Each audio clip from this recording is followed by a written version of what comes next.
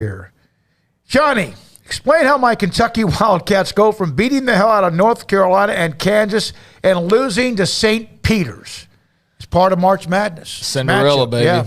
Cinderella, yeah. I mean, that sucks for Kentucky fans, I know, and had to be tough watching the tournament. All these teams playing and advancing, and you feel like you should be in there. But, hey, that's what, Baylor fans are going to be feeling every game now, and a lot of other teams. I mean, the fact that St. Peter's got to this point is pretty awesome. And, just if you're a Kentucky fan, I guess you got to hope for them to go win the whole dadgum thing, right? I think it always helps a little bit. It sometimes it can make it more miserable, especially if it's a team like an opponent or like Kansas. If Kentucky had lost to Kansas, and then Kansas goes on to win it, I think that would probably not be real fun for Kentucky because it's just blue bloods at rivals and who's got more championships and all that. Well, yeah, and even if St. Peter's wins, and you're like, wow, if we just beat them, we could have gone the rest of the way and won this thing as well. But tough pill. But that whole East region is. I mean, look, the 1 and 2 seed are out. So Purdue's got to be feeling really, really good. The 7 seed's out, for crying out loud. So, single-digit seeds are gone. You've got double digits all over the place. So Michigan's a 10 seed. Yeah. Hammered Auburn. Miami, is a 10 seed. Hammered Auburn. Michigan's an 11 seed. And they were, stuck in mud with all the drama that they had at the end of the year. And Iowa State. This is truly an unbelievable run. We've mentioned them before. Then St. Peter's a 15 seed. Yeah, you get the 15, you got the 10, you got the 11. Two 11s. Yeah, 2 I was going through one by one. But, yeah, I mean, there's still a lot of lower seeds left, and it's cool to see that, at this point at the Sweet 16. And just curious how far Cinderella can actually take this thing. There was a stat, a trend, or whatever it was, analytical about who wins the national title. There are still 7 teams who are top 3 seeds. Remember that one? The top 3 seeds win the national title. Gonzaga, Arizona, Kansas 1. Villanova, Duke are 2 seeds. Texas Tech and Purdue are 3 seeds.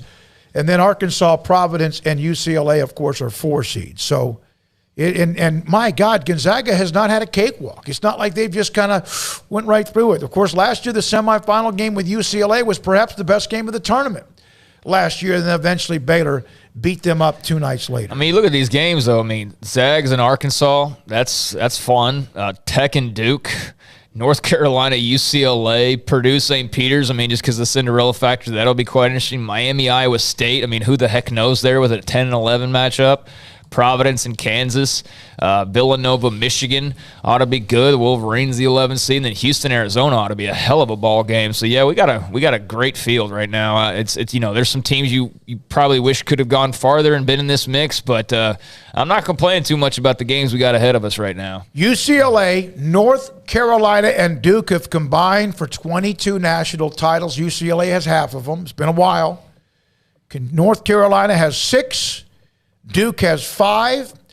Both North Carolina and Duke have been to 11 national championship games. Yeah, UCLA's last one was the O'Bannons and Tyus Edney, right, back in the 90s. Little did they know at the time. Is that Larry Brown? Was that with Larry Brown? No, I think that was with, was it Steve Lavin? No. I don't remember. No. But, now I've lost my train of thought. Never mind. Okay, sorry about that. Also in the tournament with multiple national titles, Kansas has 3. Villanova has 3. They're still alive.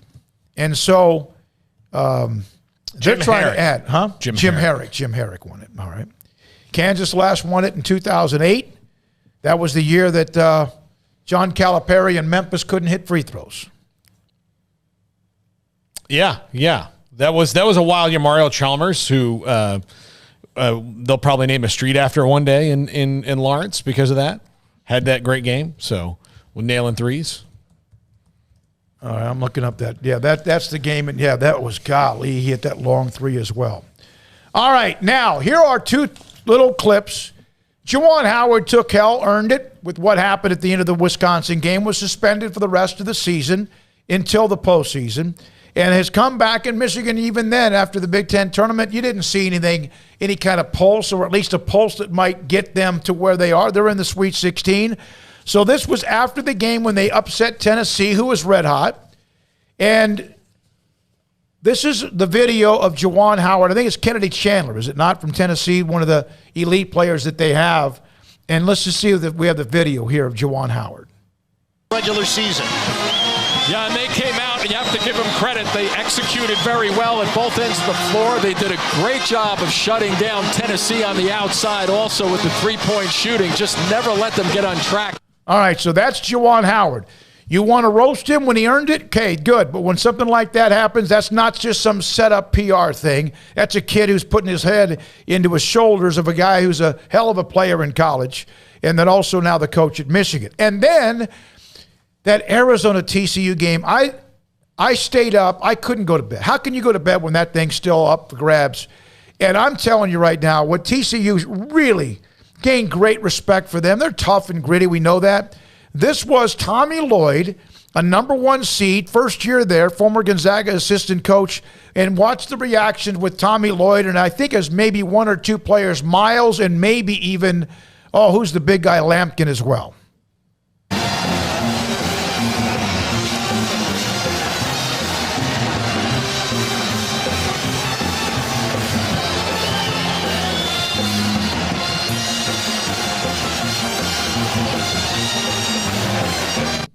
All right, that's, we see things when things go viral, and that's pretty good to see what they did. Players emotional because of everything they're spent, and then a coach or two being able to do what they did to try to console them if they possibly can. Yeah, by the way, you just mentioned Eddie Lampkin, and he tweeted last night, can't sleep with a broken heart emoji. Fran Fraschilla responded, get to work, TCU basketball, big fella, and become one of the best bigs in the country next season. And look, TCU, they're scratching the surface. If they can keep these guys together and build, like they can make big steps forward. No, I agree. No, man, that conference, Craig mentioned it. I mean, when you have the 10th team led by a Hall of Fame coach, incredibly successful coaches at the bottom of the league. And, yeah, they lost Schwebe right to Kentucky.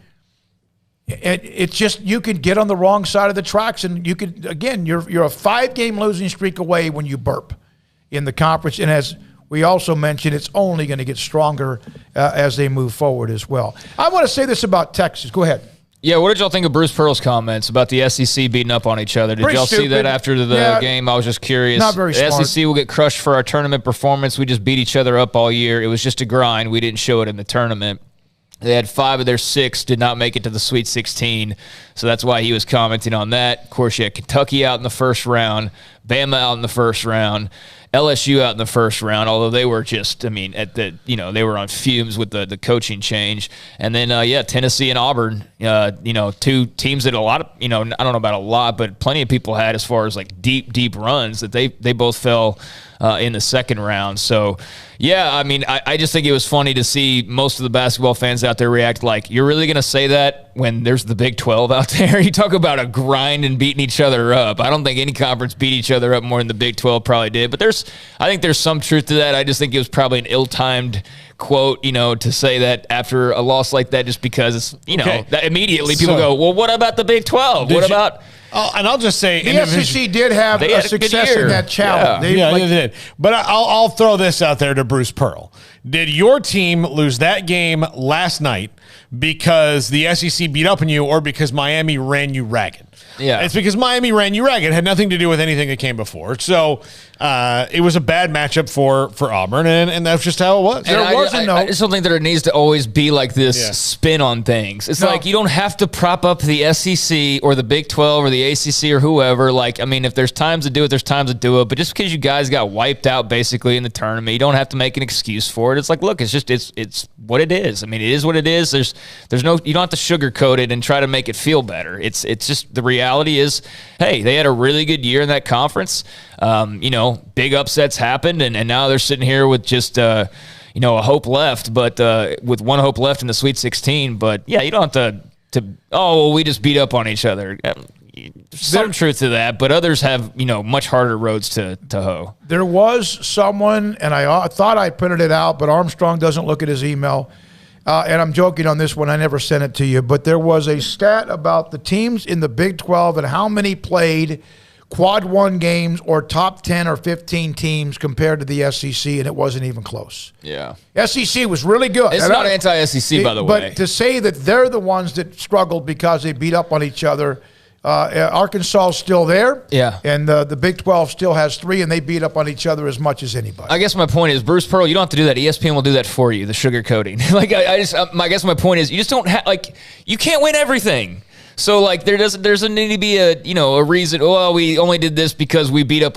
No, you just got beat. That's all there is to it. But I know I'm probably putting it far too much under the microscope. His comments were not that deep. I thought it was funny. There's been years where the Big 12's been similar to this, where you think, man, there's got a lot of good teams, and then out of the first weekend, you see one team standing. It's well, did they have such a rough conference year that they were maybe not 100% or exhausted going in? Maybe, but.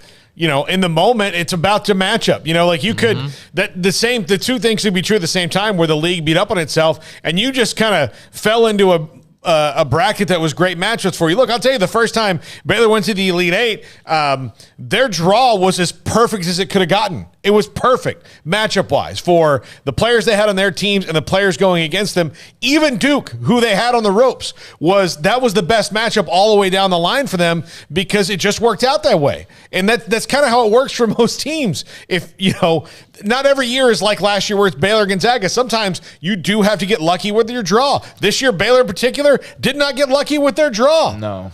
North Carolina did some things that they just don't see all the time and we're ready for. I saw the bracket when they showed the region that Baylor was in. And I probably get caught up in the logos just because a lot of those logos are forever long, and I'm old. But I just didn't like what I saw. Now, did I have them beating North Carolina? Yes, I did. I had them losing to UCLA in the Elite Eight game. I was wrong. They never got to that point. But, it's okay. You don't have to explain why. You don't have to try to prop up, as Craig said, the conference. But it was a little bit sour grapes in a lot of different ways. When we come back, we have discussed a little bit of the NFL. David Hellman